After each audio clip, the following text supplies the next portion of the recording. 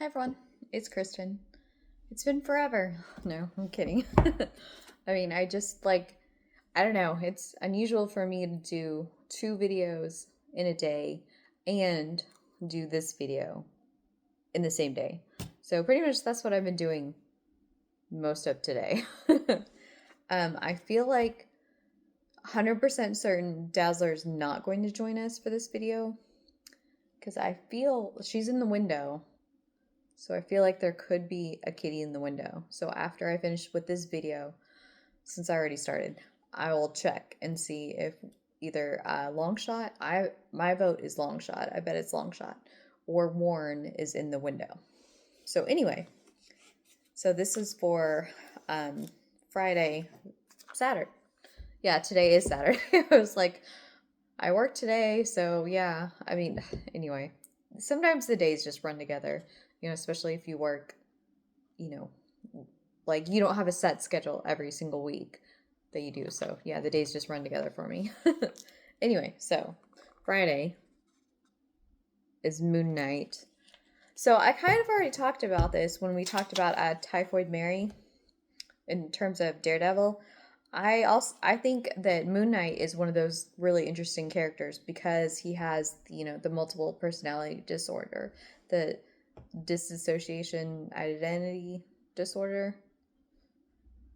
I probably said that wrong. It's probably not exactly that, but because he feels like he is himself, Mark Spector, and then he's a taxi cab driver, and then he's a billionaire, and then he is a police detective slash consultant.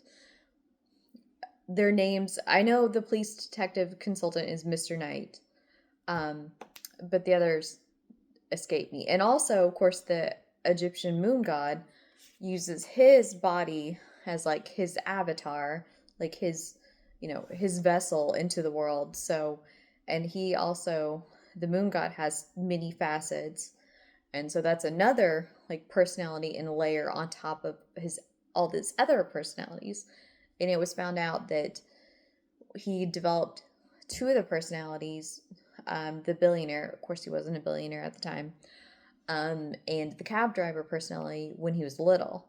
And like the cab driver personality, he actually thought he was talking to another little boy when he was actually like talking to himself.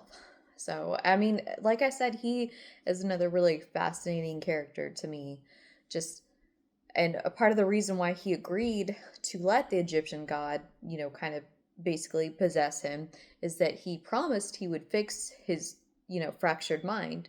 And that was also another reason Typhoid Mary decided to like join one of the now I can't remember what it was called, but to join one of the teams because that's what they promised her is that they would fix that.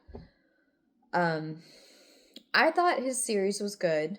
It was really interesting, was fascinating. I heard rumors that it was getting a second season, but that was a while ago, and I haven't heard anything else about it. So I feel like most of these MCU Disney Plus shows are just like a one and done. Like, they're there to kind of introduce the character or like wrap up the character story, and that's it. So I mean, Loki, of course, he got two seasons, and I believe he's the only one that's gotten two seasons so far. Of course, the second season was like the ending, was kind of like, whoa, didn't see that coming. So I don't know. We'll see. I mean, of course, I've heard Ms. Marvel is rumored to get a second season too, Hawkeye, but none of that, has come to fruition. So I guess we'll see. Just kind of have to wait. Yeah, wait and see. So, like I said, I feel like he's another one of those really interesting, like fascinating characters.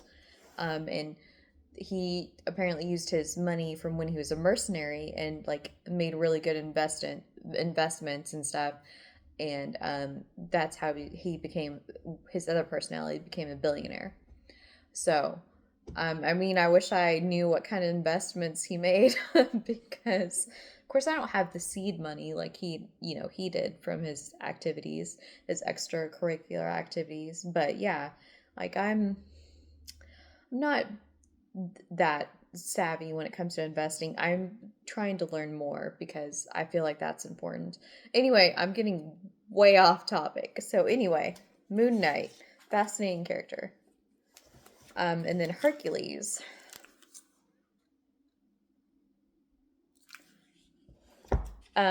So Hercules was actually he was in the Marvel universe pretty early because one of the Kang variants, or a Kang, Mornius, brought Hercules back from the past in order to fight Thor. And I feel like that was like 63, 65. Now I'm, can't remember exactly. But okay, so Hercules kind of in the, of course, every time I think Hercules, I think the Disney movie Hercules, which I love that movie. It has a really good song, Go the Distance. And then I also think of, Eddie Murphy, Hercules, Hercules. I can't do it as well as he can, but that, yeah.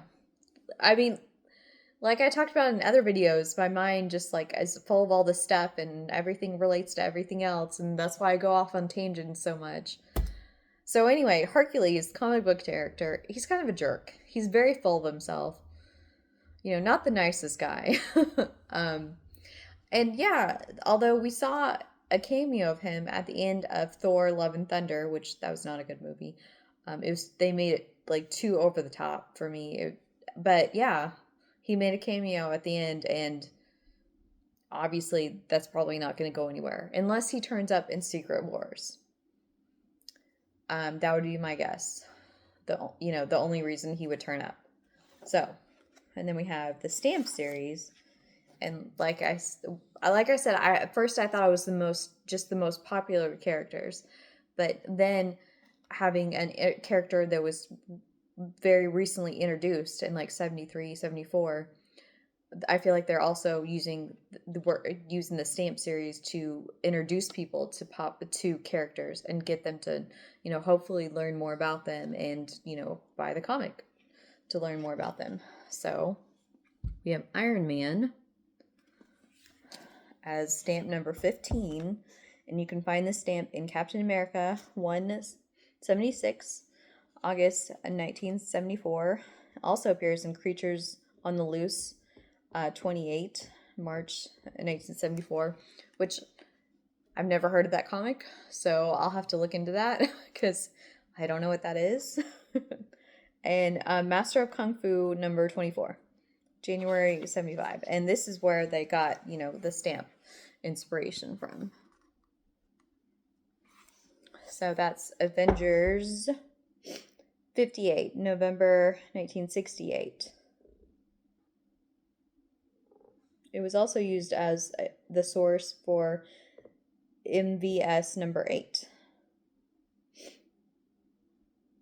So, and it says, Avengers Assemble to learn the senses-shattering secret of vision. So, okay, so unpopular opinion. I actually liked Tony and Emma Frost together. I know their marriage wasn't real. It was, well, I saw Dazzler go past me. I don't know if you guys saw that, but I saw her go past me and get in the window again.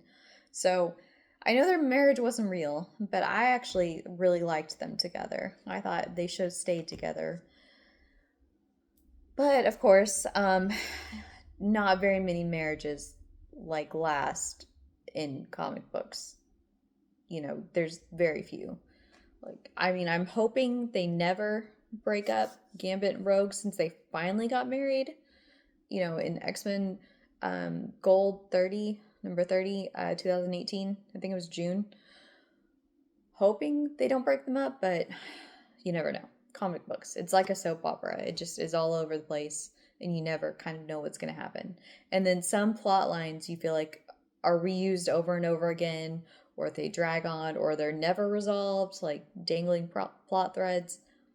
That's how, obviously with comic books, there's way more action, but it's definitely has elements of a soap opera story as well.